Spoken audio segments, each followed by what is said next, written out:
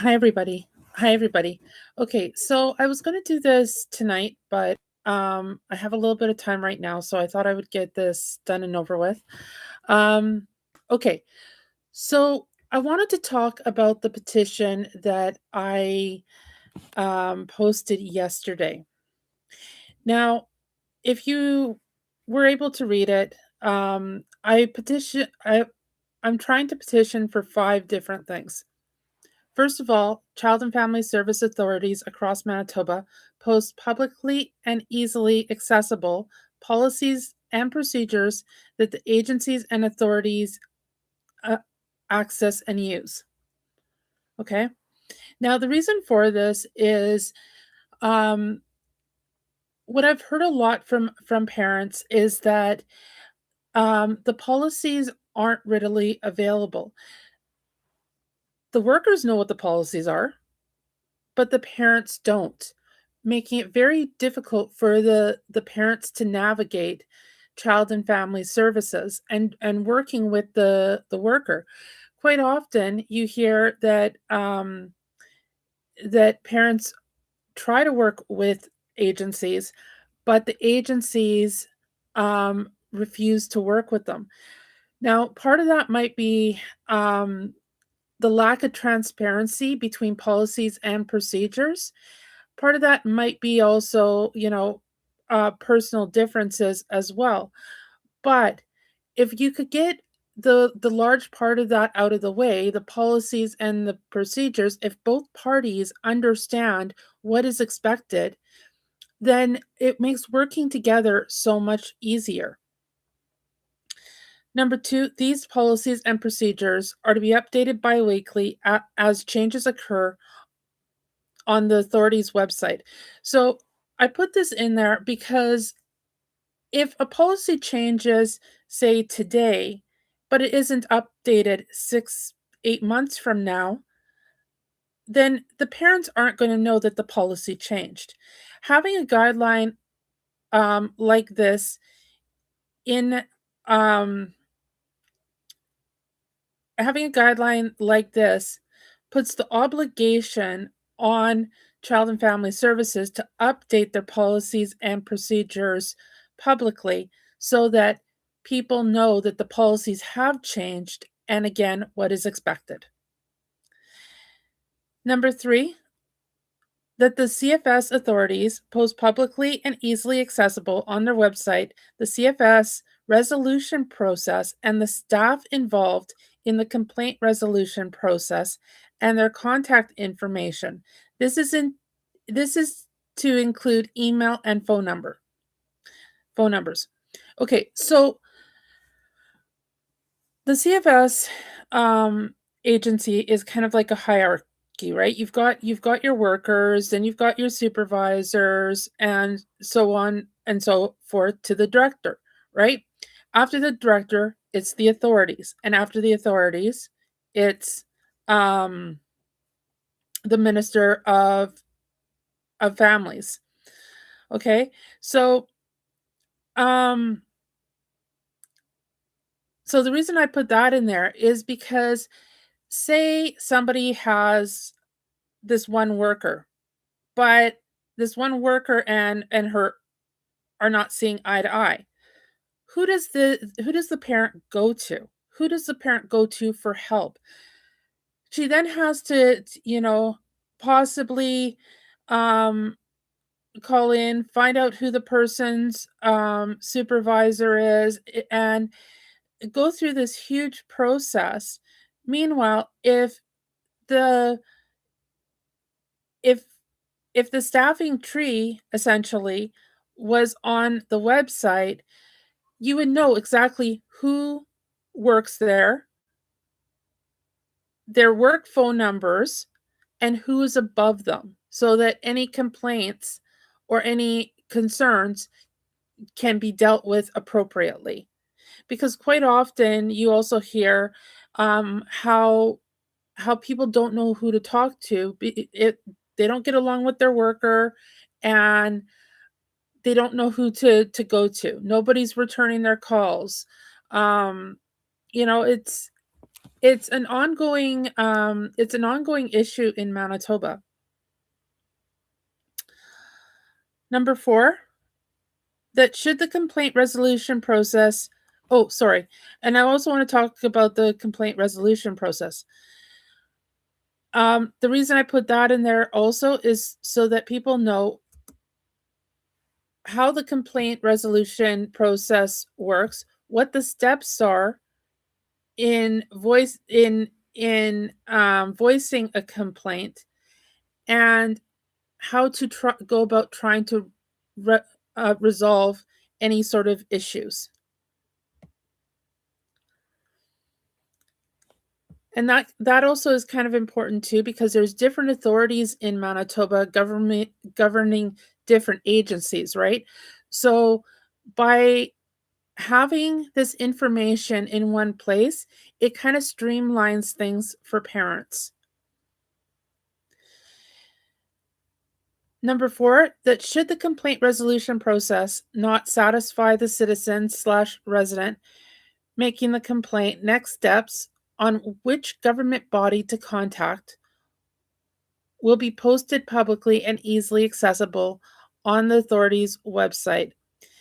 This is in case management issues and administrative issues occur. So, um, this one is kind of a branch off from the third one. So again, who do you go to when you're not getting the response that you're hoping for? And of course, like the final step would probably be the minister or the minister's office. But who do you go to before going to the minister? And if you have to go to the minister, what process do you go to contact them?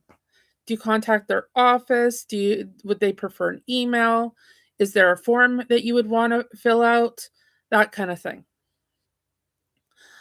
Um, Number 5, the family custody litigation or any sort of family custody litigations be postponed until Child and Family Services litigations are over. So Ontario already has this. So sh- in Ontario, from my understanding, should Child and Family Services get involved, the family court process kind of gets put on hold until um, the Child and Family Services issues um, come to well, either are resolved or there's some sort of conclusion. And in this way, Child and Family Services is not able to manipulate family court proceedings.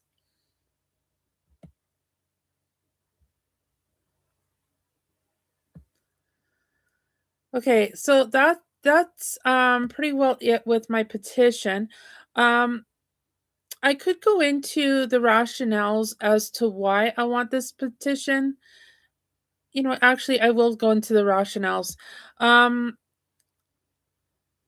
no, well, I'll leave that for another day. Right now, I kind of also want to talk about Kenora. So, I spoke briefly about how my concerns about Manitoba public system, how, human trafficking is a big thing in Manitoba right now, as is the HIV numbers. Um, I've been working in I've been working with the homeless population and people with addictions for pretty close to 3 decades. Like, um, I started working with people with addictions and homelessness when I was in my 20s and, well, 2.5 decades.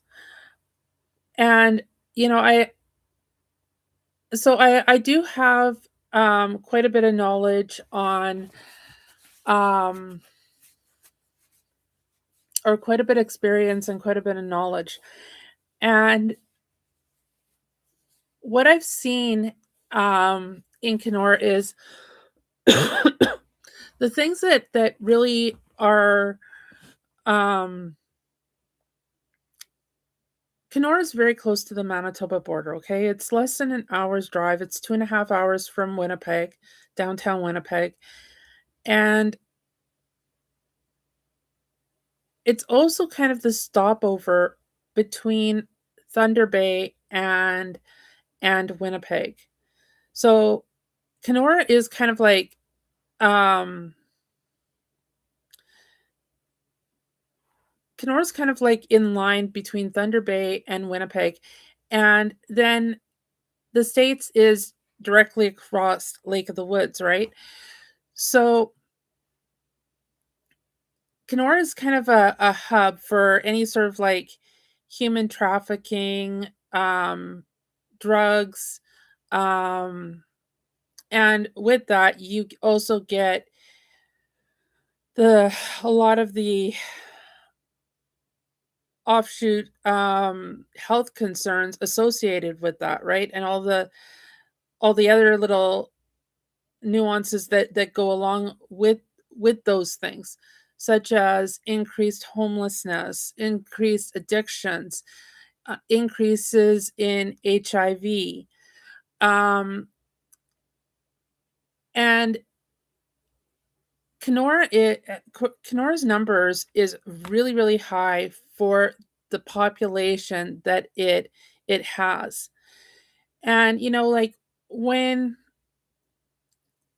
when you're looking at Kenora as a whole, I mean, yes, it is a beautiful town to come visit.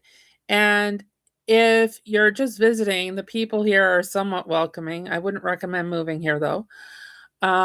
It is a very hard town to integrate yourself into. Um, so in Kenora, we've got 7 different hotels, motels, hotels, whatever. Um, and somebody recently told me 6 different weed shops.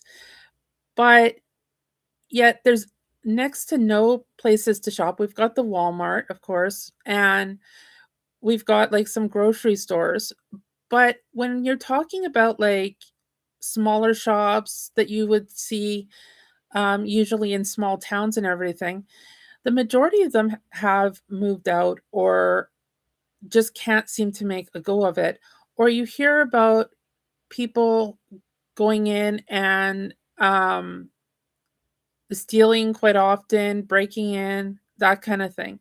And it is fairly concerning and really speaks to, how the city itself is being ran. Like, the city recently built this self-cleaning, well, it was a few years ago. They built this self-cleaning washroom downtown. I don't know how much money they spent on it. I think it was like 1,000,000 or so. I honestly don't know. I know it was a ridiculous number. Somebody told me at one point and I forget, but at the time I thought it was a ridiculous number. It has 2 stalls in it, and um it's mostly used as kind of like from what I've seen, kind of a shelter for a few homeless people in the evening. The um Last week or the week before, there was a couple people found passed away, drug overdoses in it. And, like, again, that kind of speaks to the situation here in Kenora. Um, there, there is a lot of good, well, I won't say a lot of good things, but there are some good things about Kenora, like the lake. If you like to fish or you like to watch the sunrise or sunset, it's really nice. But um it's not a very welcoming town to live in. And part of that is, okay, so the city just came out with a leisure guide, right? Which is, I've taken a look at it, it's kind of a joke. Um, So they basically posted different things to do in Kenora, which is great, but they don't they don't have a hand in the registration of any of these things, right? So because they don't, they're still expecting the independent people like Kenora Curling Club to, like, they posted a link on where to go and a little blurb on what to do and stuff, but or what it is, but there's no real, they don't take a part in any sort of registration. So it's not actually a true leisure guide like Winnipeg has, which was really disappointing for me because I was actually looking forward to seeing some stuff in it. Um yeah, so that is kind of the situation here in Kenora. I'm going to talk more about this tomorrow, but actually I'll show you the leisure guide tomorrow, and we'll go over tomorrow the reasons why I'm petitioning, um created that petition. And for any parents who want a copy of the petition to try and get signatures or whatever, you can always text me. My phone number is 204-803-0969. You can give me a quick text and let me know you want a copy of the petition, include your address with postal code, and I will I will mail one out to you. And I'll include my yeah, I'll include all the information you need in there. Okay, you guys have a good night or good rest of the Sunday, and we'll talk again tomorrow.